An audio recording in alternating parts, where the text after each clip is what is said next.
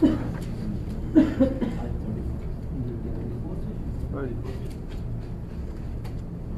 باللہ من الشیطان الرجیم بسم اللہ الرحمن الرحیم وما ارسلنا فی قریۃ من نذیر. وما یہاں پہ ما کون سا ہے؟ نافیہ ہے.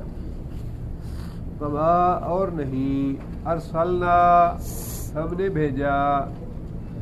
ارسلنا کون سا فعل ہے؟ ماضی ہے، جو مکلم کا صیغہ ہے. نہیں بھیجا ہم نے فی قریۃ کسی بستی میں، من نذیر کوئی بھی ڈرانے والا، الا مگر، قال کہا، مترفوہا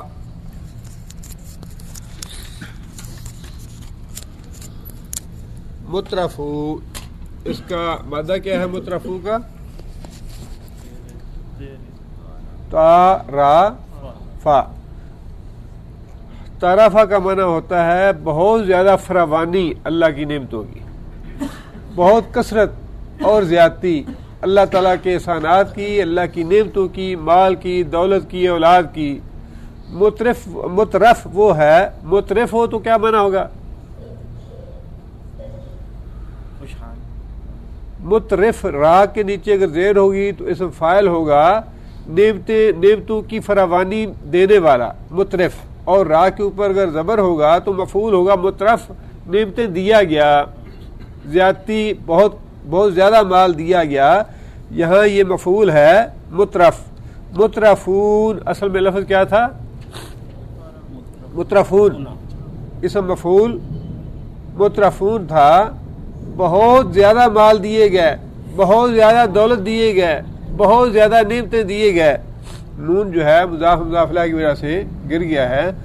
مترفوہا، ہا کی ضمیر کس کے لیے؟ بستی کے لیے، قریہ کے لیے. مترفو اس بستی کے جو بہت زیادہ دولت مند لوگ تھے، جو بہت زیادہ کھاتے پیتے لوگ تھے، جن کو اللہ تعالیٰ نے بہت زیادہ نعمتیں دے رکھی تھی، انہوں نے کہا، کیا کہا انہوں نے؟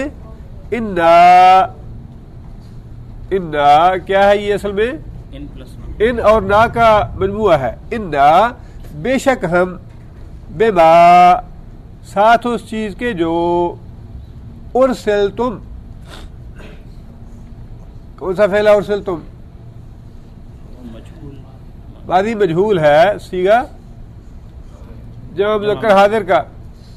ارسلتم جو چیز تم دے کے بھیجے گئے، جو شریعت تم دے کے بھیجے گئے، جو دین تم دے کے بھیجے گئے، جو کتاب دے کے تم بھیجے گئے، بہی ساتھ اس کے کافرون.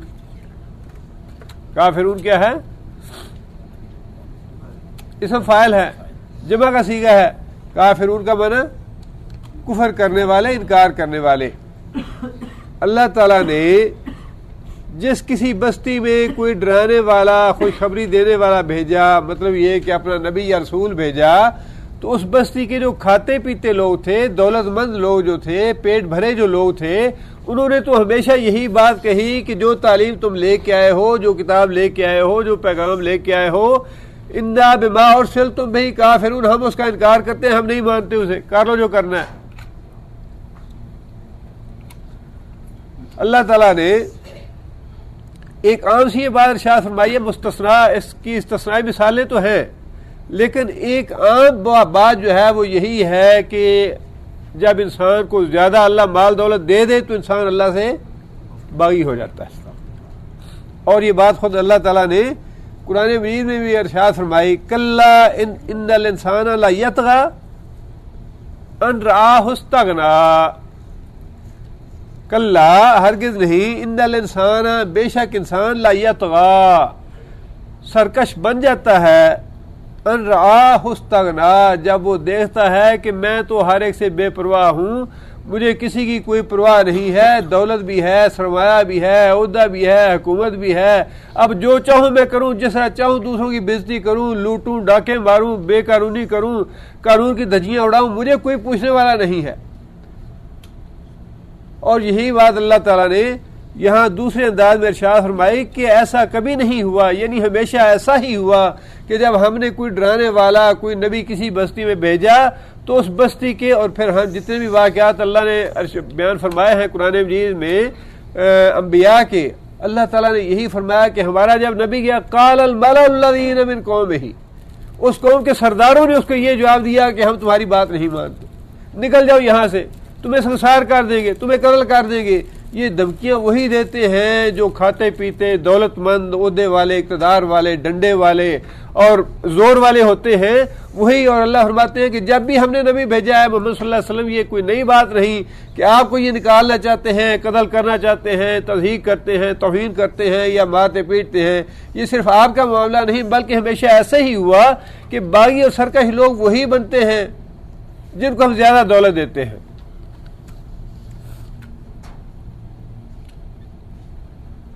آگے اللہ فرماتے ہیں وقالو، اور ان کھاتے پیتے لوگوں نے پیغمبروں کو جواب یہ دیا، وقالو انہوں نے کہا، نحنو ہم، اکثرو زیادہ ہیں، اموالن مالوں میں، واولادن اور اولاد میں، وما نحنو بمعذبین، معذب یہ پھر وہی ہے مترف اور مترف والا اسم۔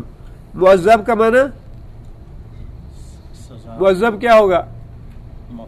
مفعول ہے معذب، اور اگر اسم فاعل بنانا ہو اس کا معذب، معذب عذاب دینے والا یعنی اللہ کی ذات، اور معذب عذاب دیا گیا اسم مفعول ہوگا۔ یہ انہوں نے یہ کہا جواب میں کہ ہم تو مال میں بھی تم سے زیادہ ہیں،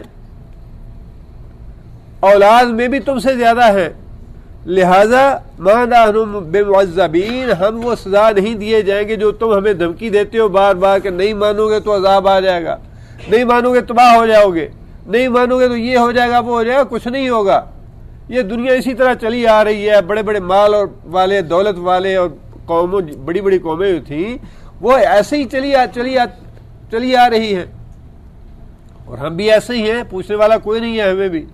ما نحن بمعذبین، دنیا میں بھی اس کا اشارہ ہو سکتا ہے، انبیاء دنیا میں بھی یہ بات کہتے رہے اور دنیا میں قوموں پہ عذاب آیا بھی، اور آخرت کی طرف بھی اشارہ ہو سکتا ہے، جیسا کہ سورہ کاف میں بھی اللہ تعالیٰ نے یہ بات ارشاد فرمائی۔ اور یہاں پہ اولاد کا مطلب یہ نہیں کہ بال بچے، یہاں اولاد سے مراد عددی قوت ہے۔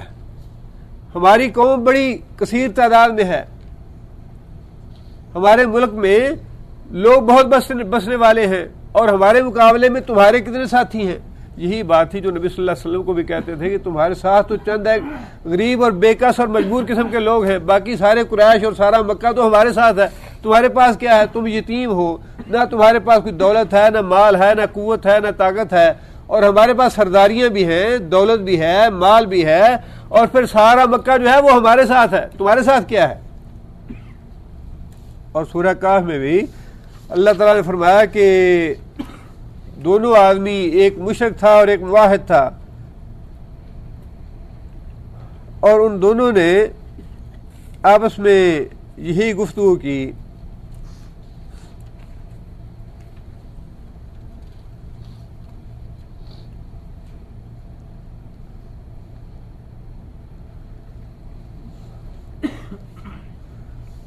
یہ 34 نمبر آیت ہے، وَكَانَ لَهُ ثَمَرٌ فَقَالَ لِصَاحِبِهِ وَهُوَ يُحَاوِرُهُ أَنَا أَكْثَرُ مِنْكَ مَالًا وَأَعَزُّ نَفَرًا۔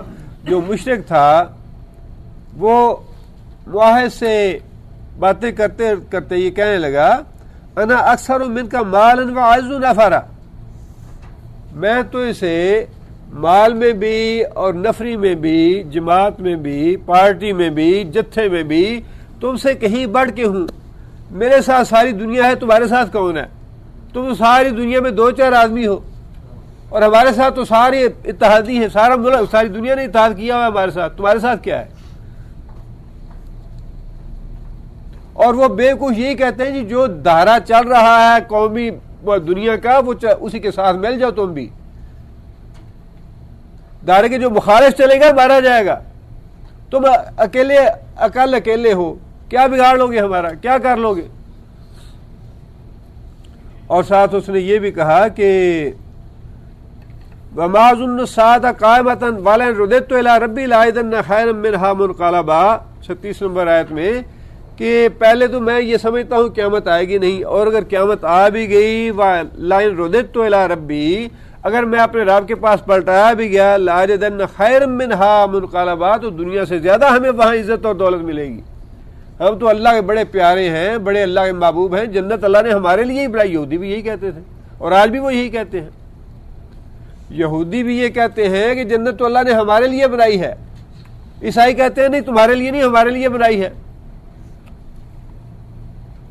اور بالکل وہی بات اللہ فرماتے ہیں کہ جب بھی کسی بستی میں کوئی نبی گیا تو انہوں نے یہی کہا کہ ہم زیادہ زور آور ہیں، زیادہ قوت والے ہیں، زیادہ طاقت والے ہیں، زیادہ جتھا، زیادہ پارٹی، زیادہ اتحادی ہمارے، زیادہ گروہ ہے ہمارا، ہم تو تمہیں کھا جائیں گے ویسے ہی، تم ہمارا کیا بگاڑ سکتے ہو. انہوں نے بغاوت کی، سرکشی کی اور صاف کہہ دیا کہ جو کچھ تم لے کے آئے ہو ارسلتم بہی کافرون، ہم اس کا کفر کرتے ہیں، ہم اس کا انکار کرتے ہیں، نہیں مانیں گے تمہاری بات.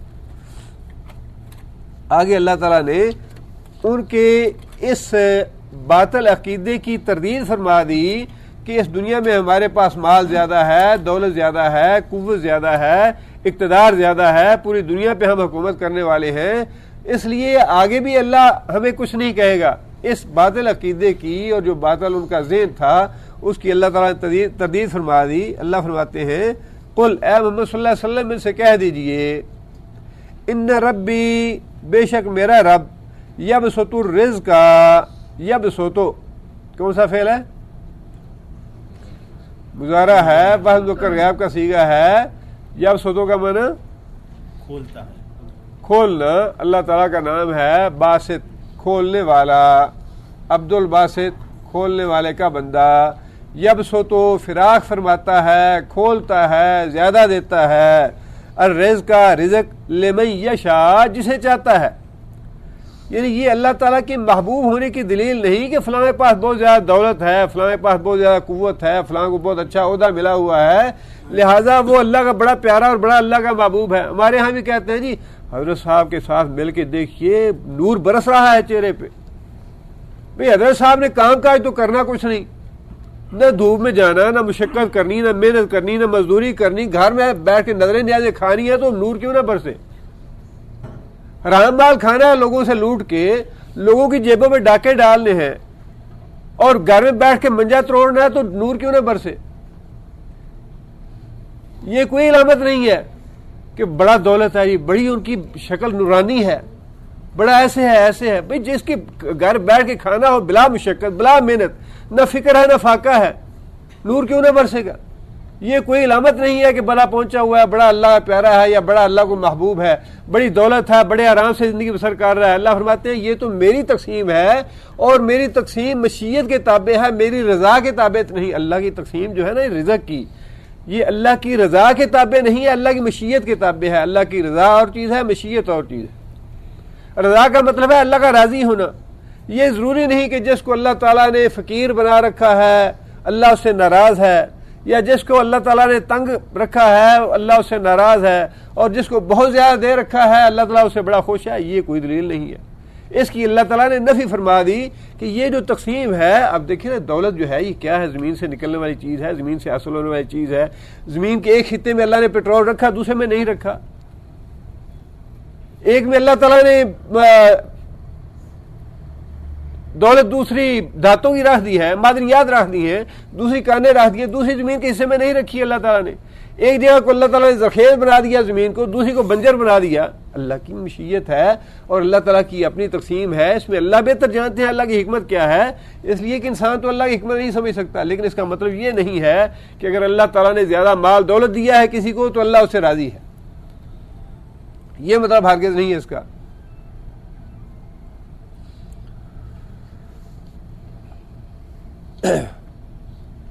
آگے اللہ فرماتے ہیں وَيَقْدِرُ قدر کا معنی اندازہ کرنا، اندازے سے دینا، بے انداز دینا، اندازے سے دینا. کچھ لوگوں کو اللہ تعالیٰ بے انداز دے دیتے ہیں، بے حساب دیتے ہیں، مطلب کثرت سے دیتے ہیں، اور کچھ لوگوں کو اللہ تعالیٰ اندازے سے دیتے ہیں، ناپ تول کے دیتے ہیں۔ لہذا فرمایا یبسط الرزق کا، اللہ جسے چاہتا ہے بہت زیادہ دے دیتا ہے، فراخی سے دیتا ہے، لمن یشاء ویقدر، اور جسے چاہتا ہے نپا تلا دیتا ہے، اندازے سے دیتا ہے، تھوڑا دیتا ہے۔ ولیکن، اور لیکن اکثر الناس، لوگوں کی اکثریت لا یعلمون، اس بات کو نہیں جانتی۔ جتنا اللہ تعالیٰ نے زیادہ دیا اللہ کو بھول نہ جاؤ، بلکہ اللہ کا اور زیادہ شکر کرو۔ لیکن اکثر لوگ یہ جانتے نہیں کہ جب اللہ نے زیادہ دیا تو اللہ نے ہمیں آزمائش میں ڈالا ہوا ہے۔ اللہ ہمیں دیکھنا چاہتے ہیں کہ زیادہ رزق حاصل کر کے ہم کس راستے پہ چلتے ہیں، اور یہ جو 4 پیسے ہیں یا روٹی کا ٹکڑا ہے، یہ تو ہم اپنی آنکھوں سے دیکھتے ہیں کہ آج ایک کے ہاتھ میں ہے، کل دوسرے کے ہاتھ میں ہے، کل تیسرے کے ہاتھ میں ہے۔ بادشاہ ہوتے ہیں ایک وقت میں، اور اللہ تعالیٰ انہی کو محتاج اور فقیر بنا دیتا ہے۔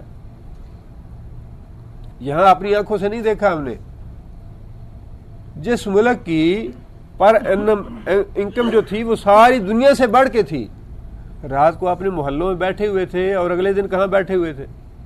شارع بازار پہ۔ اور وہی آدمی جو دنیا کا بادشاہ بنا ہوا تھا، ٹی وی پہ اپنی آنکھوں سے آنسو بہاتے ہوئے اسے دیکھا۔ یہ تو اللہ کی تقسیم ہے، اللہ کی مشیت ہے، اللہ کی حکمت ہے۔ آج کسی کے پاس ہے، کل دوسرے کے پاس ہے۔ اللہ دیکھنا چاہتے ہیں کہ جس کو میں دیتا ہوں وہ کیا کرتا ہے، جس کو نہیں دیتا وہ کیا کرتا ہے۔ شیخ عبد القادر جیلانی رحمۃ اللہ علیہ نے ایک بڑا عجیب و غریب واقعہ لکھا ہے اپنی کتاب میں۔ وہ لکھتے ہیں کہ میاں بیوی تھے، گھر بیٹھے کھانا کھانے کے لیے، دروازے پہ دستک ہوا، سوالی نے سوال کیا کہ میں اتنے دنوں سے بھوکا ہوں، اللہ کے نام پہ مجھے کوئی چیز دو کھانے کے لیے۔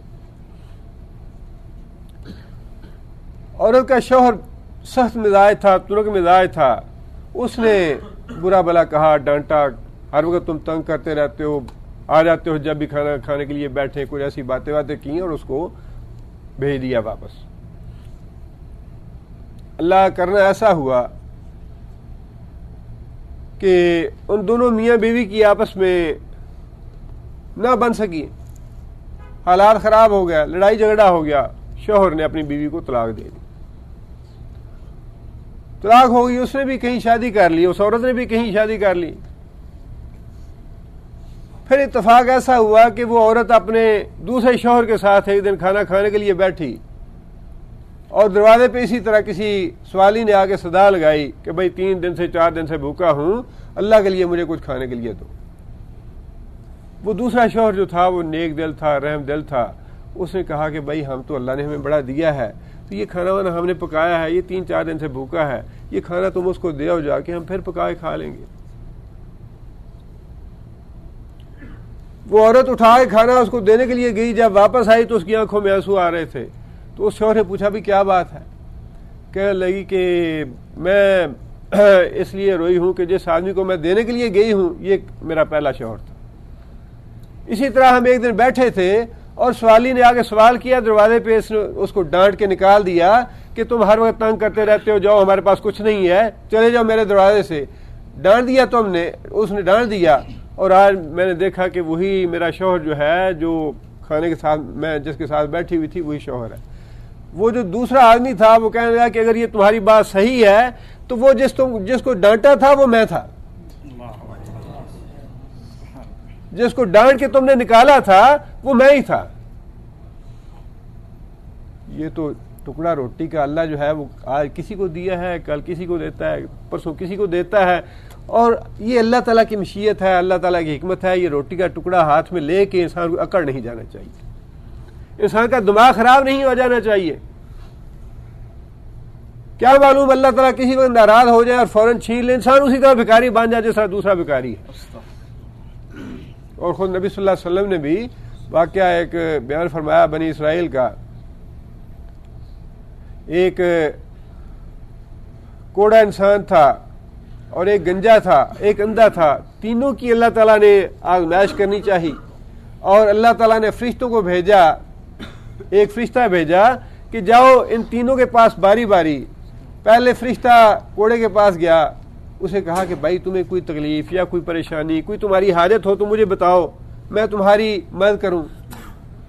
اس نے کہا بھائی مجھے اور تو کچھ نہیں چاہیے، میں بیمار ہوں، کوڑا ہوں، لوگ مجھ سے نفرت کرتے ہیں، کبھی مجھے صحت مل جائے تو بڑی بات ہے، میں بڑا اللہ کا شکر ادا کروں گا۔ فرشتے نے اس کے جسم پہ ہاتھ پھیرا اور اللہ تعالیٰ نے اس کو بالکل صحیح سالم کر دیا۔ فرشتہ کہنے لگا بھئی اور کوئی حاجت ہو تو بتاؤ۔ کہنے لگا بھئی میں غریب آدمی ہوں، اگر مجھے کوئی ایک آدھ اونٹنی مل جائے تو میں اس سے اپنا گزر اوقات کر لوں گا۔ فرشتے نے اللہ کے حکم سے اس کو ایک اونٹنی مہیا کر دی۔ وہی فرشتہ پھر گنجے آدمی کے پاس گیا، اسے کہنے لگا کہ بھائی تمہاری کوئی حاجت ہو، کوئی بات ہو تو مجھے بتاؤ، میں تمہاری ضرورت پوری کر سکوں۔ اس نے کہا بھی میں گنجا ہوں، میرے سر میں بال نہیں ہے، مجھے اچھا نہیں لگتا، لوگ بھی اچھا نہیں سمجھتے، اگر میرے سر میں بال ہو گئے تو بڑی بات ہے۔ فرشتے نے اس کے سر پہ ہاتھ پھیرا، اللہ تعالیٰ نے اس کے سر کے بال درست کر دیے۔ پھر فرشتے نے کہا بھئی کوئی اور تمہاری حاجت ہو، کوئی ضرورت ہو تو مجھے بتاؤ۔ کہنے لگا کہ بھائی اگر مجھے ایک آدھ گائے مل جائے میری گزر بسر کے لیے بہت ہے، اور میں تمہارا بڑا شکر گزار ہوں گا اگر کوئی مہیا کر دو۔ اسے ایک گائے لے کے فرشتے نے اس کو دے دی۔ پھر اللہ تعالیٰ نے اسے اندھے آدمی کے پاس بھیجا، اور اندھے آدمی کے پاس اسی طرح فرشتہ گیا، اس سے بھی پوچھا۔ وہ کہنے لگا بھائی مجھے بڑی تکلیف ہے، میں ٹھوکریں کھاتا پھرتا ہوں، میری آنکھیں نہیں ہیں، اگر مجھے آنکھیں اللہ تعالیٰ دے دے تو میں بڑا اللہ کا شکر گزار بنوں گا۔ تو فرشتے نے اس کے چہرے پہ ہاتھ پھیرا، اللہ تعالیٰ نے اس کو آنکھیں دے دی۔ پھر اس سے پوچھا کہ بھائی کوئی تمہاری حاجت یا کوئی ضرورت تو بتاؤ مجھے۔ تو اس نے کہا بھئی مجھے اگر ایک آدھ بکری مل جائے تو اللہ تعالیٰ ممکن ہے اس میں مجھے برکت دے دے، میں اپنا گزر بسر کر سکوں، مجھے ایک بکری لا دو۔ فرشتے نے اس کو ایک بکری مہیا کر دی۔ تینوں کو اللہ تعالیٰ نے بڑا مال دولت دے دیا، اونٹنی والے کو بھی، گائے والے کو بھی، اور بکری والے کو بھی۔ اللہ تعالیٰ نے پھر ان کی آزمائش کرنے کے لیے فرشتے سے کہا کہ اچھا بھئی اب جاؤ ذرا میرے بندوں کی آزمائش کرو، میرے بندے اب کیسا میرا شکر ادا کرتے ہیں، یا ان میں سے کون ہے جو میرا شکر ادا کرتا ہے، کون میری ناشکری کرتا ہے۔ فرشتہ گیا ان کے پاس، پہلے اسی طرح کوڑے کے پاس گیا اور اسے کہا کہ بھائی میں مجبور آدمی ہوں، مسافر آدمی ہوں، اور مجھے مدد کے لیے کچھ مال چاہیے تاکہ میں اپنے گھر پہنچ سکوں، میری کچھ مدد کرو۔ اس نے کہا بھی اصل بات یہ ہے کہ میں تو بہت زیادہ مقروض آدمی ہوں، یہ مال تو واقعی میرے پاس بہت زیادہ ہے، اخراجات ہیں بہت زیادہ، بال بچے ہیں، میری ذمہ داریاں بہت زیادہ ہیں، قرض بہت زیادہ ہے، اس لیے میں معذرت چاہتا ہوں، میں تمہاری مدد نہیں کر سکتا۔ فرشتے نے کہا کہ بھائی تمہیں یاد ہے کہ تم کسی زمانے میں کوڑے تھے، اللہ تعالیٰ نے تمہیں صحت دی، اور پھر تم کسی زمانے میں میری طرح مجبور تھے، غریب تھے، اللہ نے تمہیں اتنا مال دے دیا۔ کہنے لگا کون سے زمانے کی بات کرتے ہو، میں تو اپنے باپ دادا سے، یہ میری وراثت ہے، ہمارے باپ دادا کے پاس بڑا مال دولت تھا، انہی سے میں نے حاصل کی ہے، تم کسی اور آدمی کی بات کرتے ہو، یہ میری بات نہیں ہے۔ فرشتے نے اللہ تعالیٰ سے دعا کی اور اللہ تعالیٰ کے حکم سے وہ کوڑا آدمی جو تھا وہ بالکل پہلے کی طرح ہی کوڑا ہو گیا، اور سارے کا سارا مال جو ہے وہ اس کا ختم ہو گیا، اللہ نے تباہ کر دیا اس کا مال۔ نبی صلی اللہ علیہ وسلم نے فرمایا کہ پھر اللہ تعالیٰ کے حکم سے وہ گنجے آدمی کے پاس گیا، اسے بھی جا کے اسی طرح درخواست کی کہ بھائی مسافر آدمی ہوں، گھر جانا چاہتا ہوں اور میری کچھ مدد کرو۔ اس نے بھی ایسی باتیں کی کہ بھائی ذمہ داریاں بہت زیادہ ہیں، اخراجات بہت زیادہ ہیں، کام کاج تو ہے، لیکن مقروض بھی ہوں، فلاں ذمہ داری ہے، فلاں ذمہ داری ہے، اور میرے پاس اتنے پیسے نہیں ہیں تمہاری مدد کر سکوں۔ فرشتے نے اسے بھی یاد دلایا کہ بھائی دیکھو ایک زمانے میں تم بھی ایسے ہی مجبور تھے، بیمار بھی تھے، اور تم کو اللہ تعالیٰ نے صحت بھی دی، تم پہ اللہ نے کرم کیا، تم کو اللہ نے اتنا مال اور دولت دے دیا، تو اللہ تعالیٰ کا شکر ادا کرو، میری کچھ مدد کرو تاکہ میں گھر پہنچوں۔ اس نے کہا بھی کس کی بات کرتے ہو، کسی اور آدمی کی بات کرتے ہو، میں تو یہ میرا مال اور میری دولت اور سب کچھ جو ہے یہ تو میں بچپن سے دیکھتا چلا آ رہا ہوں، یہ تو مجھے کسی نے نہیں دیا۔ تو اللہ تعالیٰ نے، فرشتے نے اس کے لیے بد دعا کی، اور اس کو بھی اللہ تعالیٰ نے ویسا ہی کر دیا، جیسے پہلے گنجا تھا ویسے گنجا ہو گیا، اور جیسے پہلے غریب تھا ویسے محتاج بن گیا۔ تیسرے آدمی اندھے کے پاس گیا فرشتہ، اور اس نے جا کے کہا کہ بھائی میں مسافر ہوں، مجبور ہوں، غریب آدمی ہوں، گھر پہنچنا چاہتا ہوں، میرے پاس پیسہ نہیں ہے، میری مدد کرو۔ اس نے کہا کہ ہاں بھائی واقعی یہ بات صحیح ہے کہ تم مجبور ہو اور تم غریب آدمی ہو، مسافر آدمی ہو، میں بھی کسی زمانے میں بڑا غریب تھا اور بڑا بے کس تھا، میں نے بھی ایسا زمانہ دیکھا ہے، یہ مال مجھے اللہ نے دیا ہے اور بڑا کثیر مال ہے، جتنی تمہاری ضرورت ہے ایسے لے جاؤ، سبحان جتنا چاہتے ہو لے جاؤ، یہ مال تو اللہ نے دیا ہے، میرا مال نہیں ہے، میں بھی اسی طرح غریب تھا، اندھا تھا، اللہ نے مجھ پہ کرم کیا، اللہ نے مجھ پہ احسان کیا، اللہ نے مجھے صحت بھی دی، اللہ نے مال بھی دیا، اب جتنی تمہاری ضرورت ہے اتنی لے جاؤ۔ فرشتے نے کہا کہ بھائی بات یہ ہے کہ میں تو اللہ کی طرف سے تمہاری آزمائش بن کے آیا ہوں، اللہ کا فرشتہ ہوں، پہلے تمہارے 2 ساتھی جو تھے وہ اس آزمائش میں ناکام ہو گیا، اللہ نے تمہیں کامیاب کر دیا، یہ تم اپنا مال بھی رکھو، اللہ تمہیں اور اس میں برکت دے، اللہ تمہیں اور بھی صحت اور عافیت عطا فرمائے۔ تو بھائی ایک بات تو یہ ہے کہ یہ مال اور دولت جو ہے یہ پاک انسان کو مغرور نہیں ہونا چاہیے، اللہ کا سرکش اور باغی نہیں بننا چاہیے۔ اور دوسری بات یہ ہے قرآن مجید میں بھی اللہ تعالیٰ نے یہ بات ارشاد فرمائی، وَأَمَّا السَّائِلَ فَلَا تَنْهَرْ، سوالی جو ہے اس کو ڈانٹنا، اس کو برا نہ سمجھ، اس کو کوئی غلط بات نہ کہو، سوالی کو دینا چاہتے ہو، پہلی بات تو یہی ہے، سمجھنا یہی چاہیے کہ اس سوالی کے ذریعے پتہ نہیں اللہ میری آزمائش کر رہا ہو، کچھ نہ کچھ جتنا بھی ہو، ریال، آدھا ریال، 2 ریال، جو بھی انسان دے سکے دے دے۔ اور اگر انسان کسی سوالی کو دینے کی پوزیشن میں نہ ہو، دے نہ سکے، کسی کو حقیر نہیں سمجھنا چاہیے، برا نہیں کہنا چاہیے، باتیں نہیں بنانی چاہیے، دیکھو جی یہ تو ٹیکسی پہ آتے ہیں، ٹیکسی پہ جاتے ہیں، اچھے بھلے ہیں، انہیں کیا ہے، فلاں کیا ہے، اس طرح ہے، اس طرح ہے، یہ بات نہیں ہے۔ اللہ بہتر جانتا ہے کیا حالات ہوتے ہیں، کیا نہیں ہوتے، کون کیسا ہے، کیسا نہیں ہے، کیا ہے، کیا نہیں ہے۔ دینے والے کا معاملہ اللہ کے ساتھ ہے، دینے والے جو لینا ہے اللہ سے لینا ہے، اس سے نہیں لینا، جو دینا ہے خاموشی سے دے دو، اگر نہیں دینا تو خاموش ہو۔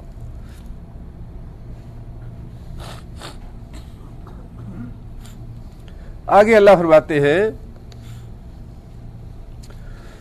وَمَا أَمْوَالُكُمْ وَلَا أَوْلَادُكُمْ بِالَّتِي تُقَرِّبُكُمْ عِنْدَنَا زُلْفَىٰ، ما یہاں پہ کون سا ہے؟ نافیہ ہے، یہاں پہ ما بھی اور لا بھی۔ وَمَا أَمْوَالُكُمْ، نہ تو تمہارے مال، وَلَا أَوْلَادُكُمْ، اور نہ تمہاری اولادیں، بِالَّتِي، اللتی اسم موصولہ ہے، وہ جو، تقربو، کون سا فعل ہے تقربو؟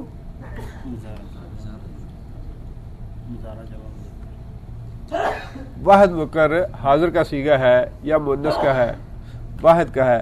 تقربو، نہ تو تمہارے مال اور نہ تمہاری اولادیں، تقربو قریب کرتی ہیں، کم تم کو، عندنا ہمارے پاس۔ اللہ تعالیٰ فرماتے ہیں کہ یہ جو ہم نے تمہیں مال اور اولاد دیے ہیں یہ ہماری قربت کا ذریعہ نہیں ہے کہ ہم نے مال تمہیں بہت زیادہ دے دیا تو تم ہمارے محبوب بن گئے، تمہیں اولاد زیادہ دے دی تو تم اکڑ گئے، کہ ہم پہ تو اللہ کا بڑا فضل ہے، اللہ بڑا خوش ہے ہم سے، اللہ بڑا راضی ہے ہم سے، لہٰذا اللہ نے ہمیں زیادہ مال سے نوازا ہے اور زیادہ اللہ نے دولت دے رکھی ہے، ھذا من فضل ربی۔ یہ کوئی معیار نہیں ہے کہ بہت بڑا پیسہ، بہت زیادہ دولت آ گئی یا بہت زیادہ اللہ نے اولاد دے دی تو اللہ فرماتے ہیں کہ یہ ہماری قربت کا ذریعہ نہیں ہے۔ یہ چیزیں یہ نہ سمجھ بیٹھنا کہ تم اللہ کے مقرب بن گیا ہو یہ چیزیں حاصل کر کے، اللہ کے محبوب اور اللہ کے پیارے بن گیا ہو۔ زلفا، زلف کا معنی قریب، زلفا قریب کرنا، تقربکم قریب کرتی ہیں تم کو، اندرا ہمارے نزدیک، زلفا قریب کرنا، یعنی یہ مال اور دولت جو ہے یہ ایسی چیزیں نہیں ہیں جنہیں پا کے تم یہ سمجھنے لگو کہ تم ہمارے مقرب بن گئے ہو، تم ہمارے محبوب بن گئے ہو، تم ہمارے پیارے بن گئے ہو۔ الا، ہاں ایک شرط ہے، ایک بات ہے یا ایک صورت ہے اس کی کہ تمہارا مال اور اولاد جو ہے ہمارے قرب کا ذریعہ بن سکے۔ وہ صورت کیا ہے؟ اللہ فرماتے ہیں من آمنا، جو شخص ایمان لے آئے اللہ اور اللہ کے رسول پہ، وعمل صالحا، عملا اور اس نے عمل کیا، صالحا نیک، عملا صالحا صالح عمل کیا، ایمان بھی لایا، ایمان لانے کے بعد نیک عمل بھی کیا، اللہ فرماتے ہیں فاولئک، پس وہی لوگ، لہم واسطے ان کے، جزاء الضعف، دوہرا عذاب ہے، دوہرا بدلہ ہے، دوہرا ثواب ہے، بما بس باب اس چیز کے جو عملو انہوں نے عمل کیا، وہم اور وہ فی الغرفات، واحد کیا ہے غرفات کا؟ غرفہ۔ غرفہ مکان کا وہ حصہ ہے جو باقی مکان کے حصوں سے زیادہ افضل ہو، زیادہ بہتر ہو، زیادہ اچھا ہو، اس کو غرفہ کہتے ہیں۔ آمنون، آمنون کیا ہے؟ اسم فاعل جمع کا صیغہ ہے۔ آمنون کا معنی امن پانے والے، آمنون آمنان، آمنون آمنون ایک امن پانے والا، آمنان دو امن پانے والے، آمنون سارے کے سارے امن پانے والے۔ اللہ فرماتے ہیں کہ وہ جنت کے غرفوں میں ہوں گے، جنت کے بالا خانوں میں ہوں گے، آمنون بالکل امن میں، کسی قسم کا خوف نہیں ہوگا انہیں۔ یہاں پہ اللہ تعالیٰ نے اپنے تقرب کے لیے دو چیزیں بتائی ہیں، ایک چیز تو ہے ایمان اور دوسرا عمل صالح۔ اور اللہ تعالیٰ نے قرآن مجید میں جہاں کہیں وسیلے کا لفظ فرمایا ہے کہ اللہ تک پہنچنے کا وسیلہ تلاش کرو، وہ وسیلہ یہی دو چیزیں ہیں، ایمان اور نیک اعمال۔ اس لیے کہ اللہ تعالیٰ نے بار بار یہ بات ارشاد فرمائی کہ جو لوگ ایمان لے آئے، نیک عمل کیے، ان کے لیے جنت ہے۔ جو لوگ ایمان لائیں گے، نیک عمل کریں گے، ان کے لیے نجات ہے، ان کے لیے فلاح ہے۔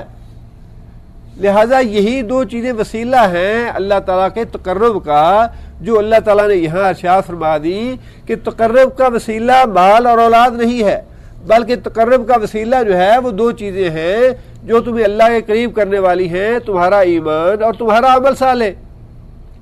اگر تمہاری اولاد اور مال ان دونوں ذریعوں سے اللہ کے تقرب کا وسیلہ بنے تو پھر ٹھیک ہے، اپنے تم مال کو اللہ کی راہ میں خرچ کرتے رہو کہ ایمان اور عمل صالح کے بعد، ایمان اور عمل صالح کے ساتھ اپنے مال کو، اپنی دولت کو اللہ کی راہ میں خرچ کرو تو پھر یہ مال تمہارا تقرب کا وسیلہ بن جائے گا۔ اگر تم اپنی اولاد کی نیک تربیت کرو، اس کو دین کا علم سکھلاؤ، اللہ اور اللہ کے رسول کے فرما بردار بنا دو، تو پھر یہ تمہاری اولاد اللہ کے تقرب کا ذریعہ بن جائے گی۔ ورنہ نہ یہ تمہارا مال نہ تمہاری اولاد اللہ کے تقرب کا ذریعہ ہے جب تک تم ایمان اور عمل صالح نہ کرو۔ ایمان سے مراد اللہ اور اللہ کے رسول پہ وہ ایمان لانا جو کتاب سنت کے مطابق ہے، اللہ کے ساتھ کسی دوسرے کو شریک نہ کیا جائے، اور رسول اکرم صلی اللہ علیہ وسلم کے علاوہ کسی دوسرے کی اتباع نہ کیا جائے، اتباع میں نبی صلی اللہ علیہ وسلم کے ساتھ کسی کو شریک نہ کیا جائے، اور اللہ تعالیٰ کی ذات اور صفات میں اللہ کے ساتھ کسی کو شریک نہ کیا جائے۔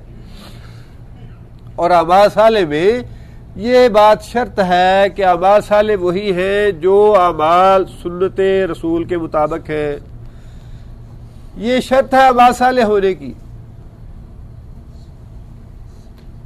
ایک تو پہلی بات تو یہ کہ خالص اللہ کے لیے ہوں، اس میں ریا نہ ہو، اور دوسری بات یہ کہ رسول اللہ صلی اللہ علیہ وسلم کی اتباع کے مطابق ہو، وہ عمل صالح ہے۔ اپنی مرضی سے انسان جو عمل کرے، خواہ وہ کتنا ہی اچھا کیوں نہ لگے، کتنا ہی عمل صالح کیوں نہ لگے، بظاہر وہ عمل صالح نہیں ہے۔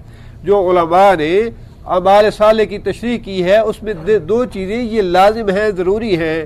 ایک تو یہ کہ وہ عمل خالص اللہ کے لیے کیا گیا ہو، اس میں کوئی ریا اور دکھاوا نہ ہو، اور دوسری بات یہ کہ وہ سنت رسول کے مطابق ہو عمل۔ اگر سنت رسول کے مطابق نہیں ہے تو خواہ کتنی ہی نیت اچھی کیوں نہ ہو، کتنا خالص اللہ کے لیے کیوں نہ ہو، تب بھی وہ قبول نہیں ہوگا۔ اور اگر وہ سنت رسول کے مطابق نہیں اور خالص اللہ کے لیے کیوں نہ کیا گیا ہو، پھر بھی وہ اللہ قبول نہیں ہے۔ اور اللہ تعالیٰ نے آمنون کا لفظ اس لیے استعمال فرمایا کہ جب جنت میں لوگ چلے جائیں گے تو جنت کی جو نعمتیں ہیں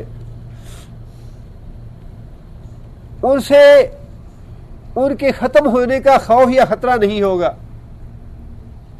اس دنیا میں جو بڑی سے بڑی کرسی پہ بیٹھا ہے اس کو بھی ڈر ہے آج ہوں تو کل پتہ نہیں کہاں ہوں گا، کل پتہ نہیں جیل میں نہ جانا پڑے یا گولی نہ کھانی پڑے.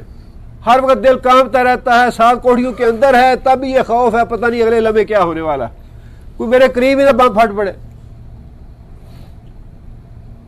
بہت زیادہ مال دولت ہے اس کو بھی یہ ڈر لگا رہتا ہے، ابھی بزنس ہے تو بہت زیادہ لیکن پتہ نہیں کب بزنس بیٹھ جائے میرا. نوکری ہے، ملازمت ہے، اس کو بھی یہ خوف ہے بھئی پتہ نہیں کب یہ ملازمت یا نوکری ختم ہو جائے.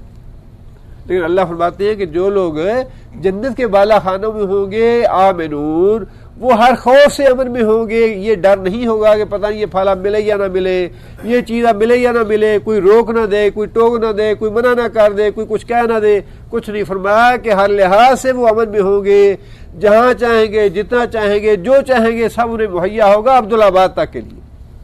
ہر طرح سے امن میں ہوں گے وہ. آگے اللہ تعالیٰ فرماتے ہیں والذین یسعون فی آیاتنا، والذین وہ لوگ یسعون جو سعی کرتے ہیں. یسعون کا مادہ کیا ہے؟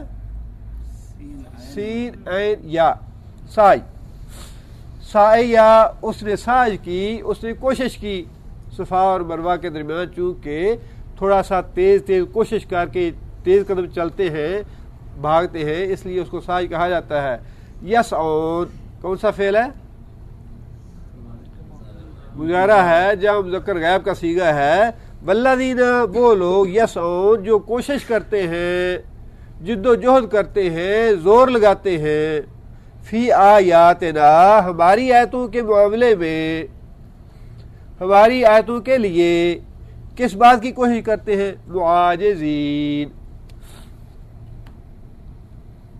معاجزین عاجز کرنے والے، بے بس کرنے والے، ہماری آیتوں کا راستہ روکنے والے، ہماری آیتوں کو دبانے والے، ہماری آیتوں کو کمزور بنانے والے. عاجز ہوتا ہے جو بے بس ہو جائے آدمی، جو کمزور ہو، جو کوئی کام کرنے کی ہمت نہ کر پائے. اللہ فرماتے ہیں معاجزین عاجز کرنے والے، ہماری آیتوں کو بے بس کرنے والے، ہماری آیتوں کو کمزور کرنے والے، ہماری آیتوں کا راستہ روکنے والے، ہماری آیتوں کا انکار کرنے والے، ہماری آیتوں کی مخالفت کرنے والے. سارے معنی ہیں اس کے. وہ لوگ جو ہماری آیتوں کو کوشش کر کے کمزور بنانا چاہتے ہیں، بے بس کرنا چاہتے ہیں، ہمارے احکام کو، ہمارے قرآن کو، ہماری آیتوں کو، ہمارے ارشادات کو. اللہ فرماتے ہیں اولئک یہ وہ لوگ ہیں فی العذاب عذاب میں محضرون. محضرون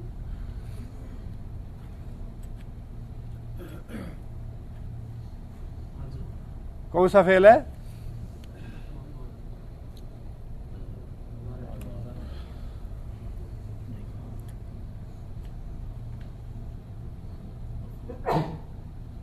حاضر کیے جائیں گے. محضرون حاضر کیے جائیں گے، مفعول ہے یہ. محضرون حاضر کیے جائیں گے جو لوگ ہماری آیتوں کو، ہمارے قرآن کو، ہمارے احکام کو نیچا دکھانے کی کوشش کرتے ہیں، نیچا دکھانے کی جد و جہد کرتے ہیں. یہ وہ لوگ ہیں جو قیامت کے دن عذاب میں حاضر کیے جائیں گے، عذاب میں مبتلا کیے جائیں گے. نبی صلی اللہ علیہ وسلم کے زمانے میں بھی یہ لوگ تھے جو نبی صلی اللہ علیہ وسلم کے احکام کو یا اللہ تعالیٰ کی آیتوں کو نیچا دکھانا چاہتے تھے، اس دین کو مٹانا چاہتے تھے. مراد یہی ہے دین کو مٹانا، دین کو ختم کرنا. نبی صلی اللہ علیہ وسلم کے خلاف جو کچھ بھی کیا گیا، نبی صلی اللہ علیہ وسلم کو کم از کم 17 مرتبہ قتل کرنے کی سازش کی گئی، کم از کم 17 مرتبہ، جو تاریخ کے ریکارڈ پہ ہے. اور نبی صلی اللہ علیہ وسلم کو مجبور کر دیا گیا جلا وطن ہونے پہ بھی، گھر بار چھوڑنے پہ بھی. ویسے بھی اذیتیں دی گئی.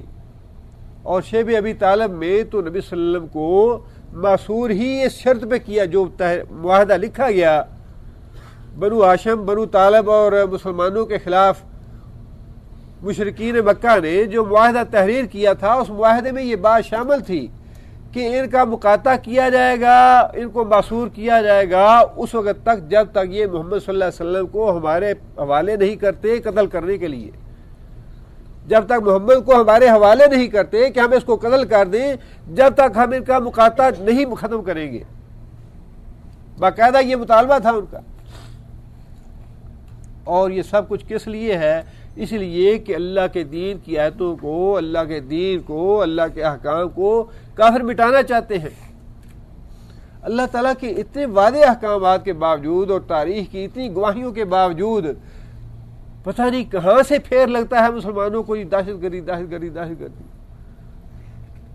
بھئی کافر تو دشمن ہیں، اللہ بار بار فرماتے ہیں یہ کافر ہیں جو ہمارے دین کو مٹانے کے لیے جدوجہد کرتے ہیں، یہ کافر ہیں جو محمد صلی اللہ علیہ وسلم کی جان کے دشمن ہیں، یہ کافر ہیں جو میرے بھی دشمن ہیں۔ یا ایھا الذین آمنوا لا تتخذوا عدوی وعدوکم اولیاء، میرے دشمنوں کو اور اپنے دشمنوں کو اپنا دوست نہ بناؤ، یہ میرے بھی دشمن ہیں تمہارے بھی دشمن ہیں۔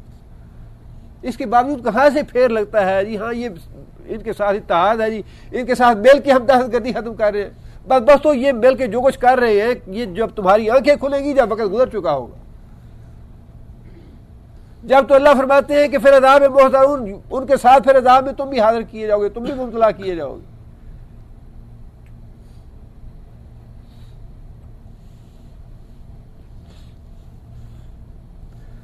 آگے پھر اللہ تعالیٰ نے دوبارہ وہ بات دہرائی جو پہلے اللہ تعالیٰ نے ارشاد فرمائی تھی، قل اے محمد صلی اللہ علیہ وسلم کہہ دیجئے، ان بے شک ربی میرا رب یبسط الرزق فراخ کرتا ہے رزق لمن یشاء جس کا چاہتا ہے، من عبادہ اپنے بندوں میں سے، ویقدر اور نپا تلا دیتا ہے یا تنگ کرتا ہے، لہو واسطے اس کے، لمن یشاء جس کو چاہتا ہے۔ آگے اللہ فرماتے ہیں وما انفقتم، وما اور جو چیز، انفقتم کون سا فعل انفقتم؟ ماضی ہے، جمع مذکر حاضر کا صیغہ ہے، انفقتم تم تو اردو میں بھی مخاطب کو ہی کہتے ہیں۔ انفقتم جو تم خرچ کرتے ہو، من شیء کوئی بھی چیز، سبحان اللہ، اللہ تعالیٰ نے کیسا لفظ استعمال فرمایا، کوئی یہ نہ سمجھے کہ میں اگر ایک کھجور اللہ کی راہ میں خرچ کر رہا ہوں تو شاید اس کی کوئی اجر نہ ملے۔ اللہ فرماتے ہیں من شیء کوئی چھوٹی سے چھوٹی چیز بھی اگر تم خرچ کرتے ہو، فہو یخلفہ، فہو ہوا کی ضمیر اللہ کے لیے، پس اللہ تعالیٰ یخلفہ اس کو پیچھے دینے والا ہے، اس کے بعد دینے والا ہے، اس کا معاوضہ دینے والا ہے، اس کا بدلہ دینے والا ہے۔ ایک چیز تم نے دے دی کسی دوسرے کو تو اللہ اس کے بعد تمہیں دوسری چیز دے گا۔ اور یہ ویسے تو انسان بے عقل ہے، غلط فہمی میں پڑا ہوا ہے، دھوکے میں پڑا ہوا ہے، آزمائش میں ہے، اس لیے انسان سمجھتا نہیں، ورنہ سمجھنے کو تو انسان کے لیے بے شمار چیزیں ہیں۔ ایک کھیت ہے، انسان اس میں بیج بوتا ہے، اللہ تعالیٰ اس میں فصل اگا دیتے ہیں، سب کچھ انسان حاصل کرتا ہے، منوں ٹنوں کے حساب سے غلہ اس کو حاصل ہو جاتا ہے، تو کیا زمین سے ختم ہو جاتا ہے غلہ؟ وہ اللہ فرماتے ہیں کہ ایک دفعہ اگانے کے بعد کیا ہم اس زمین کو ختم کر دیتے ہیں؟ اللہ اس کی جگہ اور اس میں صلاحیت پیدا کر دیتے ہیں۔ صلاحیت کون پیدا کرتا ہے؟ اور کتنی دفعہ صدیوں سے چلی آ رہی ہے، زمینیں سونا اگلتی چلی آ رہی ہے، غلہ اگلتی چلی جا رہی ہے، کبھی ایسا نہیں ہوا کہ ایک زمین کا جو ہے وہ صلاحیت اللہ نے ختم کر دی ہو۔ الا یشاء اللہ، الا یہ کہ اللہ کی کوئی مصلحت ہو۔ انسان پانی کے لیے زمین میں بور کرتا ہے، نلکا لگاتا ہے، پانی نکلتا ہی رہتا ہے، مسلسل نکلتا رہتا ہے، انسان پانی جو ختم ہونے میں نہیں آتا، انسان اس کو استعمال کرتا رہتا ہے، اللہ اس کو دیتا رہتا ہے۔ تو وہی بات ہے، اللہ فرماتے ہیں کہ لوگوں اگر تم بھی میرا دیا ہوا اللہ کی راہ میں دیتے رہو، میں تمہیں بھی ایسے ہی دیتا رہوں۔ جیسے میں زمین کو صلاحیت دیتا رہتا ہوں، جیسے میں نلکوں میں پانی مہیا کرتا رہتا ہوں، اسی طرح اگر تم میری راہ میں خرچ کرو تو میں تمہیں بھی ویسے ہی دیتا رہوں۔ اللہ تعالیٰ اس کو اس کے بعد دینے والا ہے، اللہ اس کا پیچھے کرنے والا ہے، اللہ اس کا معاوضہ دینے والا ہے۔ اور پھر رسول اللہ صلی اللہ علیہ وسلم نے یہ بات خود بھی ارشاد فرمائی کہ اللہ تعالیٰ یہ بات ارشاد فرماتے ہیں انفق یا ابن آدم، اے ابن آدم تو خرچ کر میری راہ میں، انفقو علیک، انفقو علیک، میں تیرے اوپر خرچ کروں گا، تو میری راہ میں دیتا رہے، میں تجھے مسلسل دیتا رہوں گا۔ یہ تو انسان کی اپنی کیلکولیشن ہے، میں 100 ریال نکالوں گا یا 200 نکالوں گا، اتنے کم ہو جائے گے، میرا خرچ کم ہو جائے گا۔ اللہ چاہے تو اس کام میں اتنی برکت ڈال دیں جو پہلے اتنی برکت نہیں تھی جن پیسوں میں۔ اور اگر انسان بخیلی کر کے یا ناجائز طریقوں سے رشوت لے کے، سود لے کے، حلال حرام میں تمیز نہ کر کے انسان ہزاروں کما لیتا ہے، انسان کہتا ہے یہ پتہ نہیں چلتا پیسہ کدھر جاتا ہے، اتنی زیادہ تنخواہ آتی ہے چلی جاتی ہے۔ بھئی پتہ کیسے لگے؟ جب تم اس کو جیسے اللہ نے فرمایا ہے ویسے تم اس کو خرچ نہیں کرتے، اپنی مرضی سے خرچ کرتے ہو، پتہ کیسے چلے؟ اور یہ تو ساری باتیں ایمان کی ہیں۔ اب ہمیں وہ باتیں سنائی نہ دے، ہمیں وہ فرشتے دکھائی نہ دے تو اور بات ہے، لیکن اللہ تعالیٰ نے تو سب کچھ بتا دیا ہمیں رسول اکرم صلی اللہ علیہ وسلم کے ذریعے کہ ہر روز جب صبح ہوتی ہے تو اللہ تعالیٰ 2 فرشتوں کو بھیجتے ہیں زمین پہ،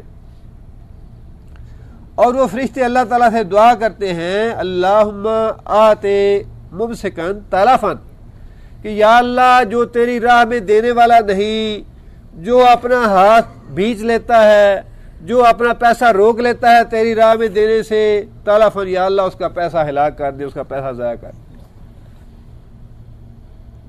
اور دوسرا فرشتہ دعا کرتا ہے اللہم آتے منفقن خلفن، یا اللہ جو آدمی تیری راہ میں خرچ کرنے والا ہے، تیری راہ میں انفاق کرنے والا ہے، خلفن یا اللہ اس کو اور بھی دے، اس کو اس کا معاوضہ دے۔ اب اللہ کے رسول تو اسی لیے آتے ہیں جو چیزیں ہمیں نظر نہیں آتی، جو فرشتے ہمیں نظر نہیں آتے وہ بتائیں کہ یہ فرشتہ آیا ہے، جو باتیں ہمارے کان نہیں سنتے وہ اللہ کا نبی بتائے کہ فرشتے نے یہ بات کہی ہے۔ اب یہ قرآن مجید ہم نے خود سنا ہے، ہمارے کانوں میں فرشتے نے بتایا یہ اللہ کی وحی ہے۔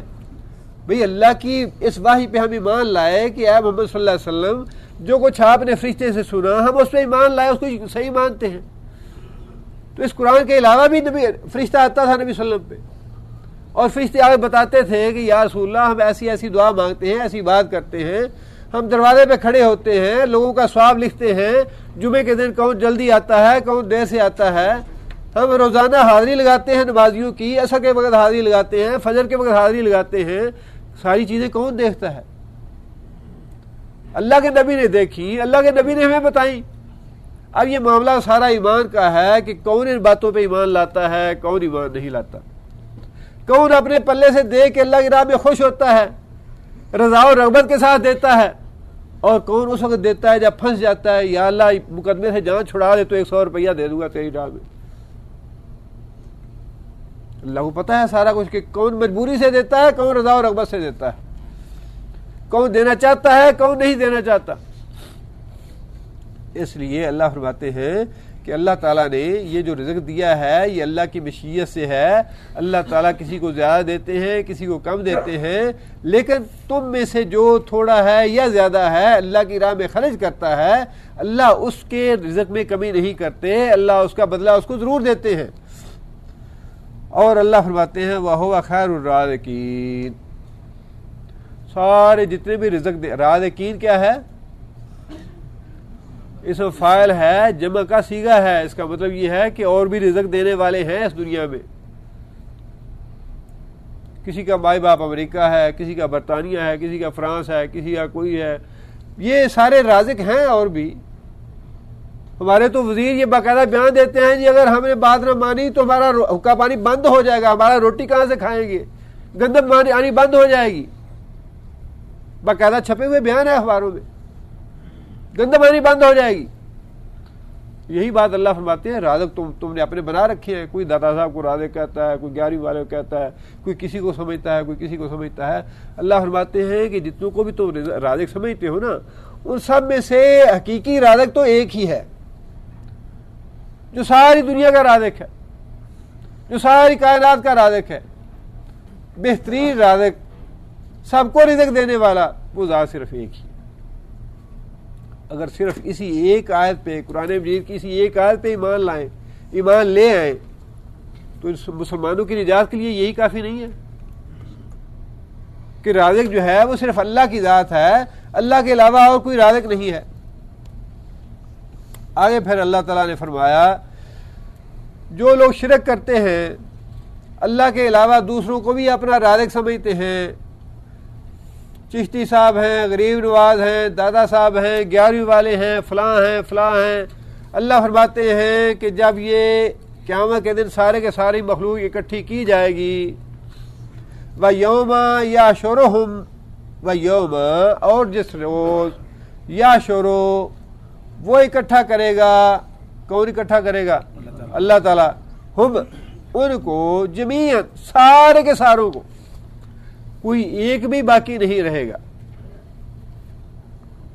اگر کوئی یہ سمجھ لے کہ میں کہاں یاد رہوں گا اللہ کو، اربوں خربوں مخلوق ہوگی اللہ کی، اور مٹی میں رل مل کے انسان جو ہے وہ ختم ہو جائے گا، اس کے ذرات ختم ہو جائیں گے، مٹی میں مٹی بن جائیں گے، تو سارے انسانوں کو دوبارہ اللہ پیدا کر لے گا۔ اللہ نے فرمایا کہ یحشرہم جمیعاً، سارے کے سارے لوگوں کو اللہ اکٹھا کرے گا، یقولو، اور کہے گا، پوچھے گا، للملائکۃ، واسطے فرشتوں کے، اللہ فرشتوں سے سوال کرے گا۔ یہ قیامت میں مختلف مراحل ہوں گے قیامت کے یا حشر کے۔ کہیں تو اللہ تعالیٰ مشرکوں سے براہ راست سوال کریں گے کہ بتاؤ تم نے میرے ساتھ دوسروں کو شریک کیوں ٹھہرایا، اور کہیں اللہ تعالیٰ جن کو شریک ٹھہرایا گیا تھا انہیں پوچھیں گے کہ ہاں بھائی بتاؤ تم نے انہیں کہا تھا کہ میرے شریک بناؤ، یا تم نے انہیں کہا تھا کہ ہم بھی معبود ہیں اللہ کے علاوہ۔ سورہ یونس میں بڑی تفصیل سے ہم یہ پڑھ چکے ہیں کہ اللہ تعالیٰ ان بزرگوں کو جنہیں آج لوگ اللہ کا شریک سمجھتے ہیں، ایک طرف ان کو کھڑا کر دیں گے اور دوسری طرف اللہ تعالیٰ مشرکوں کو کھڑا کر دیں گے، اور سوال مشرکوں سے نہیں کریں گے بلکہ بزرگوں سے کریں گے کہ بتاؤ تم نے انہیں کہا تھا کہ مجھے بھی اللہ کا شریک ٹھہراؤ۔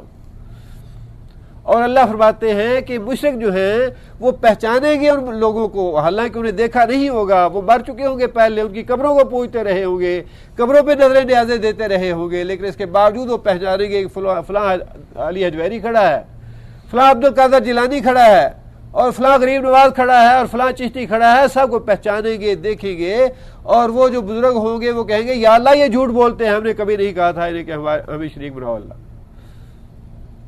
اس آیت میں اللہ فرماتے ہیں کہ اللہ تعالیٰ ایک طرف مشرکوں کو کھڑا کر دیں گے اور دوسری طرف اللہ تعالیٰ فرشتوں کو کھڑا کر دیں گے کہ آؤ تم آگے جواب دو اس بات کا کہ کیا تم نے انہیں کہا تھا کہ میری مورتیں اور میری بت اور میری صورتیں بنا کے تو ان کو پوجو۔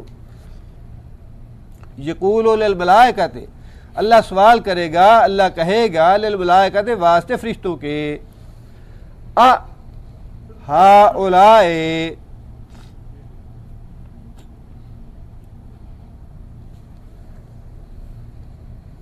کیا یہ وہ لوگ ہیں،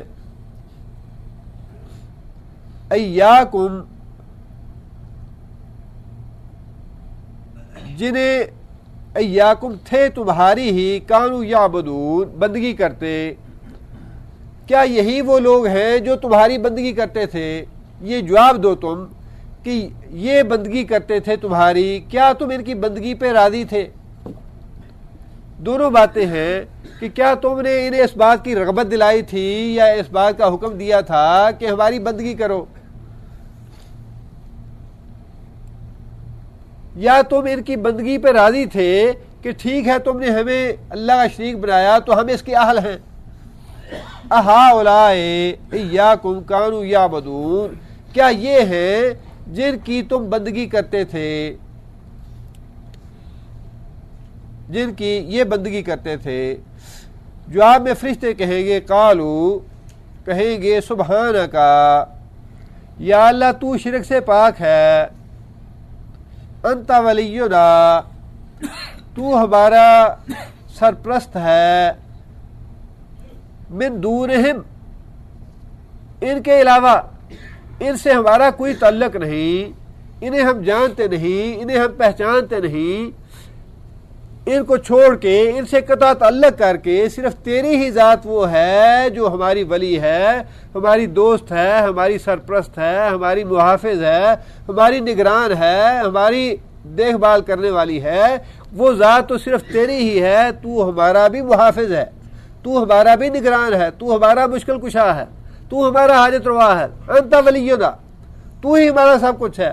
من دورہم، ان سے ہم بری ذمہ ہیں، انہیں تو ہم جانتے نہیں، ان کے علاوہ، ان سے ہٹ کے تو ہی ہمارا ولی ہے، تو ہمارا سرپرست ہے، تو ہمارا محافظ ہے، تو ہی ہماری پناہ گاہ ہے۔ من دورہم، ان کے علاوہ، بل کانوا یعبدون الجن، بلکہ یعبدون، یہ بندگی کرتے تھے، الجن، جن کی، یہاں جن سے مراد شیطان ہے۔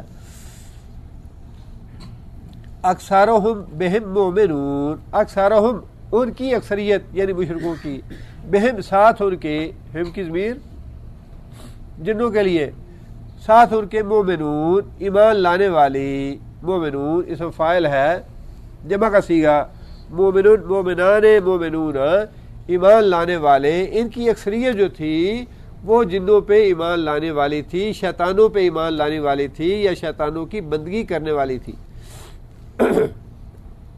اب یہ بات تو واضح ہے کہ بہت سے مشرک ایسے ہیں جو فرشتوں کو اپنا معبود سمجھتے ہیں اور ان کے بت بنا کے ان کو پوجتے ہیں، لیکن فرشتوں کا انکار کرنا اس بنا پہ تھا کہ یہ جو ان کا بت بنانا یا فرشتوں کو اللہ کا شریک سمجھنا، اللہ کا ساجی سمجھنا، یا اللہ کے اختیارات میں سے اختیارات کا قائل ہونا، یا یہ عقیدہ رکھنا، اس کی ترغیب یا اس کا تصور یا اس کا تخیل جو ہے وہ تو چونکہ ابلیس نے دیا انہیں، لہذا فرشتے یہ کہیں گے کہ یہ ہماری بندگی نہیں بلکہ ابلیس کی یا شیطان کی بندگی کرتے تھے، شیطان نے اس گمراہی میں ڈالا انہیں، شیطان نے یہ غلط عقیدہ بتایا انہیں جس کے پیچھے چلے یہ کہ فرشتوں کو اللہ کا شریک سمجھو۔ اس لیے انہوں نے فرشتے جو ہیں اپنی طرف نسبت کرنی بھی گوارا نہیں کریں گے کہ ہاں یہ ہمیں شریک تو بناتے تھے یا اللہ، لیکن ہم تو اس شرک سے پاک ہیں، یہ بھی گوارا نہیں کریں گے، بلکہ کہیں گے کہ چونکہ شیطان نے، ابلیس نے اس گمراہی میں ڈالا انہیں، لہذا یا اللہ یہ حقیقت میں تو شیطان کی ہی بندگی کرنے والے تھے اور اسی پہ ایمان لانے والے تھے، ہماری بندگی نہیں کرتے تھے یہ، یا اللہ تو پاک ہے اس بات سے کہ تیرا کوئی شریک ہو، اور ہم تو خود آپ کو اپنا سرپرست سمجھتے ہیں، آپ کو اپنا محافظ اور نگران سمجھتے ہیں، آپ کے علاوہ ہماری کوئی پناہ گاہ نہیں ہے، ہمارا کوئی مشکل کشا نہیں ہے، ہمارا کوئی حاجت روا نہیں ہے۔ آگے اللہ فرماتے ہیں فَالْيَوْمَ، پس آج کے روز، لا یملکو کون سا فعل ہے؟ مضارع منفی ہے، لا یملکو کوئی مالک نہیں ہوگا، کوئی اختیار نہیں رکھے گا، بعضکم لبعض، ایک دوسرے کے لیے، تم میں سے کوئی بھی آج کوئی ایک دوسرے کے لیے کسی قسم کا اختیار نہیں رکھے گا، نفعا ولا ضررا، نہ نفع کا نہ نقصان کا۔ آج کے دن نفع اور نقصان کوئی کسی کو نہیں پہنچا سکتا، نفع نقصان سارے کا سارا اللہ کے اختیار میں ہے، سارا اقتدار، ساری حکومت اور سارے فیصلوں کا امر وہ اللہ کے اختیار میں ہے۔ آج تم میں سے نہ شرک کرنے والے اور نہ شریک بننے والے کوئی کسی کا نہ بگاڑ سکتا ہے نہ فائدہ کر سکتا ہے، نہ داتا علی حجویری جو ہیں کسی کو فائدہ پہنچا سکتے ہیں نہ کسی کو نقصان پہنچا سکتے ہیں، نہ عبد القادر جیلانی کسی کو نفع دے سکتے ہیں نہ نقصان پہنچا سکتے ہیں، نہ غریب نواز، نہ چشتی، نہ امام بری، نہ فلاں نہ فلاں۔ اللہ فرماتے ہیں کہ کوئی بھی اگر کسی کو نقصان پہنچانا چاہے، یا اللہ یہ ہمیں نہیں مانتا تھا اس کو پکڑ کے جہنم میں ڈال دے، یہ بھی نہیں ہوگا۔ اور اگر کوئی یہ کہے کہ یا اللہ یہ ہمیں بڑا مانتا تھا، ہمارے نام کی نظر ریاض دیتا تھا، یا اللہ اس کو بخش دے، یہ بھی نہیں ہوگا۔ فرمایا کوئی کسی دوسرے کے کام نہیں آئے گا، نہ کسی کو نفع پہنچا سکے گا نہ نقصان پہنچا سکے گا، سارے کا سارا نفع اور نقصان اللہ کے اختیار میں ہوگا۔ قل للہ الشفاعۃ جمیعا، ساری کی ساری شفاعت، ساری کی ساری سفارش اس کا مالک بس ایک اللہ ہوگا، کسی دوسرے کو نہ سفارش کرنے کا یارہ ہوگا، نہ کسی کی حمایت کر سکے گا، نہ کسی کی مدد کر سکے گا، نہ کسی کو نقصان پہنچا سکے گا، بلکہ صرف ایک اللہ کی ذات ہوگی جس کے ہاتھ میں سب کچھ ہوگا۔ وَنَقُولُ لِلَّذِينَ ظَلَمُوا، اور اس روز ہم کہیں گے للذین، واسطے ان لوگوں کے، ظلموا جنہوں نے ظلم کیا، جنہوں نے شرک کیا۔ ظلم سے مراد یہاں شرک ہے۔ جو لوگ دنیا میں شرک کرتے رہے، ہمارا شریک ٹھہراتے رہے، خواہ شریک بنائے فرشتوں کو، خواہ شریک بنائے نبیوں کو، خواہ شریک جنوں کو بنائے، اولیاء اللہ کو بنائے، شہداء کو بنائے، اتقیاء کو بنائے، صالحین کو بنائے، کسی کو بھی اللہ کا شریک بنائے، اللہ فرماتے ہیں قیامت کے دن ہم شرک کرنے والوں سے یہ کہیں گے ذوقوا عذاب النار۔ ذوقوا کون سا فعل ہے؟ فعل امر ہے، اس کا واحد ذق، اور تصریہ ذوقا۔ ذق، تو ایک آدمی ذائقہ چکھ، مزہ چکھ، ذوقا تم دو مزہ چکھو، ذوقوا تم سارے کے سارے مزہ چکھو، ذوقوا مزہ چکھو عذاب النار، آگ کے عذاب کا، التی وہ جو، کن تم تھے، بہا ساتھ اس کے، تکذبون اس کو جھٹلاتے، یعنی وہ عذاب آگ کا، جہنم کا جسے تم جھٹلاتے تھے۔ جھٹلانے سے مراد ایک تو یہ ہے کہ انسان جنت اور جہنم پہ عقیدہ نہ رکھے، انسان جنت اور جہنم کا انکار کر دے، اور دوسرا جنت اور جہنم پہ عقیدہ تو ہو لیکن جہنم کی پرواہ نہ کرے، جہنم سے غافل رہے انسان، جہنم یاد نہ آئے انسان کو، اللہ کے پکڑ سے، اللہ کے عذاب سے، اللہ کی سزا سے کوئی آدمی بے پرواہ ہو جائے تو وہ بھی اس بات میں شامل ہے۔ اللہ فرماتے ہیں کہ ہم خود کہیں گے یہ بات ان لوگوں سے جنہوں نے ہمارے ساتھ دوسروں کو شریک کیا ہوگا، ذوقوا مزہ چکھو عذاب النار اس آگ کے عذاب کا، الذی کنتم بہا تکذبون وہ جو بہا ساتھ اس کے، تکذبون تم لوگ جھٹلاتے تھے، وَإِذَا اور جب تتلا، کون سا فعل ہے؟ ماضی مجہول ہے، تتلا تلاوت کی گئی، علیہم اوپر ان کے، آیاتنا ہماری آیات، ہمارے احکام، بینات واضح طور پہ کھلے کھلے۔ جب کافروں کے سامنے، مشرکوں کے سامنے ہمارے اس قرآن کی واضح آیات تلاوت کی گئی، قالو انہوں نے کہا، کنہوں نے کہا؟ کافروں نے اور مشرکوں نے، ما ھذا، ما یہاں پہ کون سا ہے؟ نافیہ ہے، موصولہ نہیں ہے، نافیہ ہے۔ ما ھذا نہیں یہ، الا مگر، رجل آدمی، یرید کون سا فعل ہے؟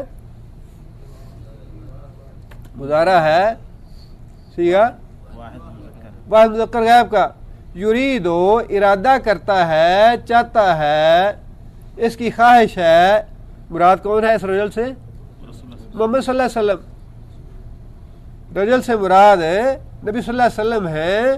ما ھذا نہیں ہے یہ، الا مگر، رجل ایک مرد، یرید جو چاہتا ہے، ان یہ کہ، یصدکم، صدہ کا معنی روک دینا، یصدہ یہ کہ روک دے، کم تم کو، اما کس کا کیا ہے یہ اصل میں؟ ان اور ما. اما اس چیز سے جو کانا تھے یعبدو. کون سا فعل ہے یعبدو؟ مضارع ہے واحد مذکر غائب کا صیغہ. عبادت کرتے تھے کانا یعبدو عبادت کرتے تھے آباؤکم. آبا واحد کیا ہے؟ ابن. آبا و اجداد کم تمہارے.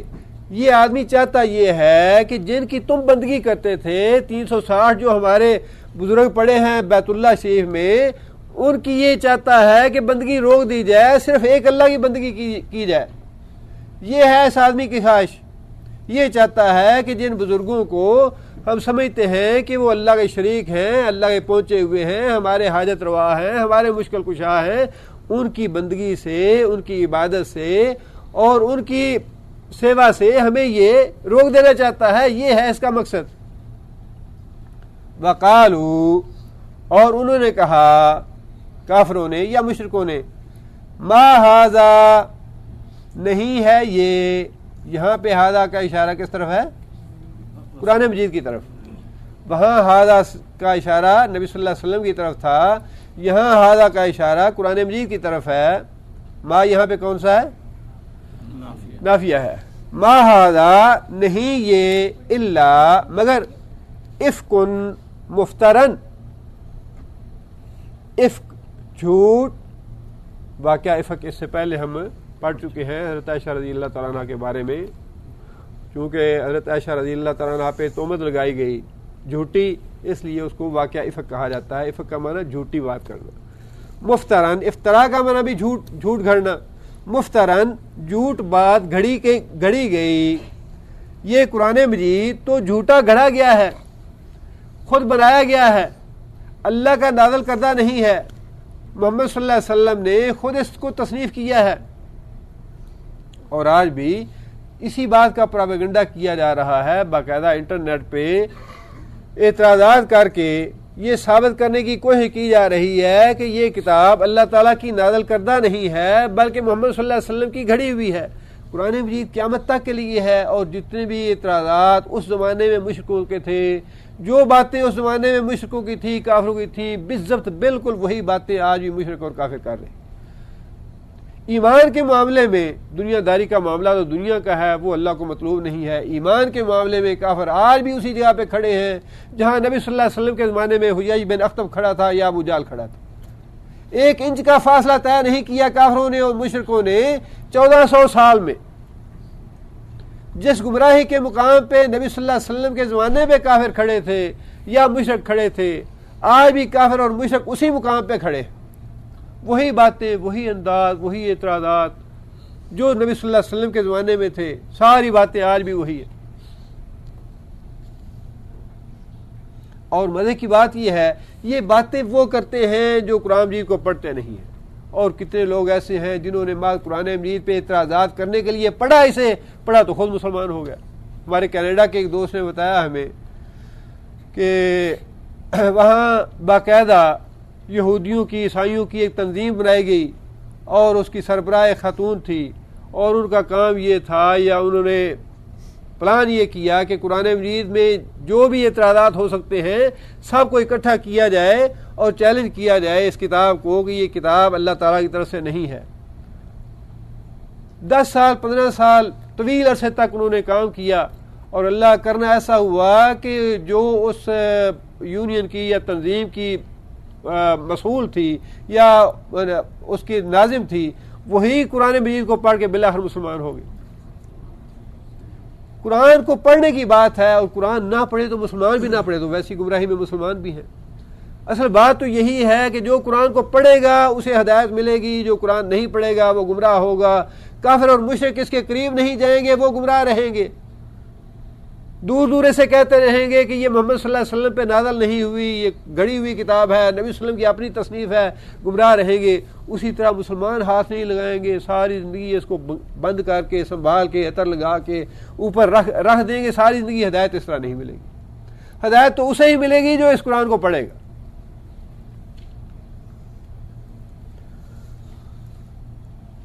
قالو کافر و مشرک یہ کہتے ہیں ما ھذا الا افک مفترن، یہ تو ایک جھوٹی گھڑی ہوئی چیز ہے. وقال الذین کفروا، اور کہا کافروں نے، للحق کے واسطے حق کے، لما جب، جاءہم آیا ان کے پاس، ان ھذا، یہاں پہ ان کون سا ہے؟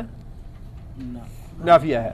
ان ھذا نہیں ہے یہ، الا مگر سحر مبین، سحر ہے، جادو ہے، مبین کھلا کھلا. یہ تھی وہ سب سے بڑی بات جو کافروں کے لیے بڑی پرکشش تھی، بڑی دل فریب تھی، کہ یہ ایک بات ہے جس کے بارے میں ہم کہہ سکتے ہیں کہ یہ قرآن جو ہے یہ بس جادو ہے، جو بھی آدمی سنتا ہے اس جادو سے ضرور ہی متاثر ہوتا ہے. اس زمانے میں بھی یہی بات تھی کہ اس قرآن کو کسی طرح ختم کیا جائے. آج بھی، ابھی تو اگلے دن کی بات ہے، غزوہ میں یہ بیان آیا کہ اگر تم نے امن سے رہنا ہے، سکون سے رہنا ہے، تو قرآن کو کسی طرح نکالو مسلمانوں کی زندگی سے، تب امن اور سکون سے رہ سکیں گے. یہ تو جادو ہے، جو بھی سنتا ہے اس جادو میں آ جاتا ہے. ولید بن مغیرہ اور جتنے بڑے بڑے تھے، انہوں نے میٹنگ کر کے پہلے یہی بات کہی کہ ہاں ہم یہ کہیں گے کہ بھائی یہ تو کاہن ہے، نہیں یہ بات صحیح نہیں، یہ جادوگر، یہ مجنون ہے، یہ بھی نہیں. اچھا یہ شاعر ہے، اچھا یہ بھی نہیں. اچھا ہم یہ کہیں گے کہ یہ جادوگر ہے، اچھا یہ بھی نہیں ہو سکتا. پھر انہوں نے کہا کہ بھائی ولید تم یہ بتاؤ کہ یہ ساری باتیں نہیں تو کہیں کیا؟ محمد صلی اللہ علیہ وسلم شاعر بھی نہیں ہے، محمد صلی اللہ علیہ وسلم مجنون بھی نہیں ہے، محمد صلی اللہ علیہ وسلم کاہن بھی نہیں ہے، محمد صلی اللہ علیہ وسلم جادوگر بھی نہیں ہے. تو باہر سے آنے والوں کو گمراہ کیسے کریں؟ بتائیں کیا کہ محمد ہے کیا؟ تم خود ہی بتاؤ. اللہ فرماتے ہیں فکرا فقتل کیف قدر، اس نے سوچا اور مارا جائے، اللہ کی لعنت ہو اس پہ، ہلاک ہو. کیسی بات سوچی اس نے؟ بلاخر یہی کہنے لگا کہ ہاں یہ کہو کہ یہ ساحر ہے، جادوگر ہے. جو بھی یہ کلام سنتا ہے ضرور متاثر ہوتا ہے اس سے. اس گھر میں انتشار پیدا ہوتا ہے، بھائی بھائی سے ٹکرا جاتا ہے، باپ بیٹے سے الگ ہو جاتا ہے، ماں باپ بیٹا الگ ہو جاتے ہیں. یہ تو جادو ہے کھلا کھلا کہ جو بھی سنتا ہے اس کے بغیر رہتا نہیں، اس سے ضرور متاثر ہو جاتا ہے، اس کا جادو چل جاتا ہے.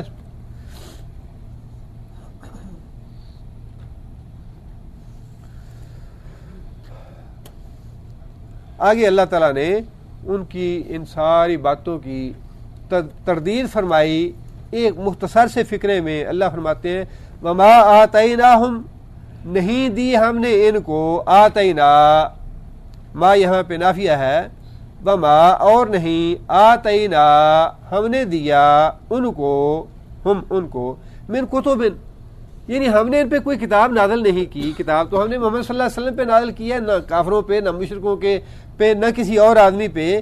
کسی پہ ہم نے کوئی کتاب نہیں دی، نہ نازل کی ہے. یدرسونہا، یدرسون کون سا فعل ہے؟ یدرسون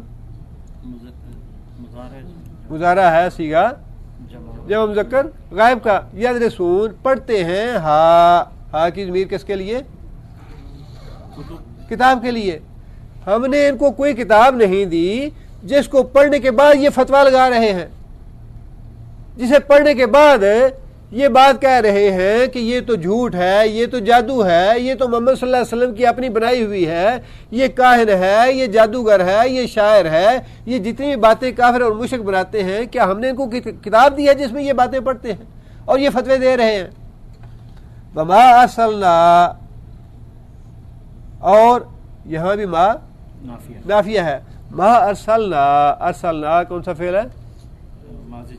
ماضی ہے جو متکلم کا صیغہ ہے. وما ارسلنا، اور نہیں ہم نے بھیجا، الیہم طرف ان کی، قبل کا من نذیر، تو اس سے پہلے کوئی ڈرانے والا. کتنی اچھی بات اللہ تعالیٰ نے ارشاد فرمائی ان کی تردید کرنے کے لیے. اے محمد صلی اللہ علیہ وسلم، قرآن تو ہم نے آپ پہ نازل کیا ہے اور آپ کو ہم نے نذیر اور بشیر بنا کے بھیجا ہے. ان سے تو کوئی ہمارا تعلق نہیں، نہ ان کو ہم نے کوئی کتاب دی، نہ ان کی طرف کوئی پیغمبر بھیجا تجھ سے پہلے، نہ فرشتے کو بھیجا. یہ ایسے ہی دعوے کر رہے ہیں، یہ ایسے ہی فتوے لگا رہے ہیں آپ کے بارے میں یا قرآن کے بارے میں. بھئی فتویٰ تو وہ دے جس کے پاس کوئی علم ہے، جس کے پاس کوئی ثبوت ہے. ان کے پاس نہ کوئی کتاب ہے، نہ ہم نے ان کی طرف کوئی پیغمبر بھیجا، نہ کوئی نذیر بھیجا، نہ بشیر بھیجا. یہ ایسے الل ترل باتیں کر رہے ہیں. یہ ساری باتیں جہالت کی ہیں. علم سے ان کا کوئی تعلق نہیں ہے، واحد سے ان کا کوئی تعلق نہیں ہے. اللہ تعالیٰ نے اس ایک فقرے میں ان کے جتنے بھی اعتراضات تھے، جتنی بھی مشرکانہ اور کافرانہ باتیں تھیں، سب کی تردید فرما دی کہ نہ تو ہم نے ان کو کوئی کتاب دی ہے جسے پڑھنے کے بعد یہ فتوے لگا رہے ہیں، اور نہ ہی آپ سے پہلے ہم نے ان کی طرف کوئی نذیر بھیجا جس کی باتوں کا یہ حوالہ دیں کہ ہم نے فلاں پیغمبر سے یا فلاں حضرت صاحب سے یا فلاں پیر صاحب سے، کوئی ان کے پاس ثبوت نہیں ہے، کوئی ان کے پاس دلیل نہیں ہے۔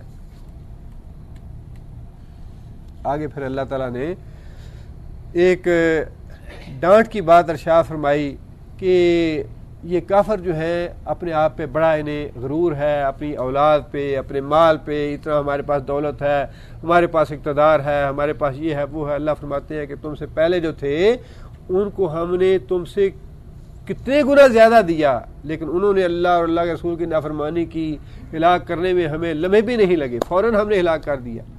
اور اگر تم اللہ کے رسول کی نافرمانی کرو گے تو تمہارا بھی انجام وہی ہوگا، اپنے مال اور اولاد پہ اکڑتے نہ رہنا، اپنے مال اور اولاد کے غرور اور تکبر میں نہ رہنا، یہ تمہارے کسی کام نہیں آئے گا۔ اور یہ بات اللہ تعالیٰ کی اس زمانے کے کافروں کے لیے نہیں ہے، آج کے کافروں کے لیے بھی نہیں ہے، یہ تو ہماری اپنی کمزوری ہے، ہماری اپنی نالائکی ہے، ہماری اپنی حماقت ہے۔ جی کافر ہیں، طاقت ہے، ٹیکنالوجی ہے، قوت ہے، سپر پاور ہے، فلاں ہیں۔ اللہ فرماتے ہیں کہ ہم نے تم سے پہلے جو کافر تھے ان کو اتنا دے رکھا تھا، اتنی قوت دی تھی، اتنا مال، اتنی دولت کہ اس کا عشر عشیر بھی تم کو نہیں دیا، لیکن جب ہم نے فیصلہ کیا انہیں ہلاک کرنے کا تو ہم نے چند سیکنڈوں میں ہلاک کر کے رکھ دیا۔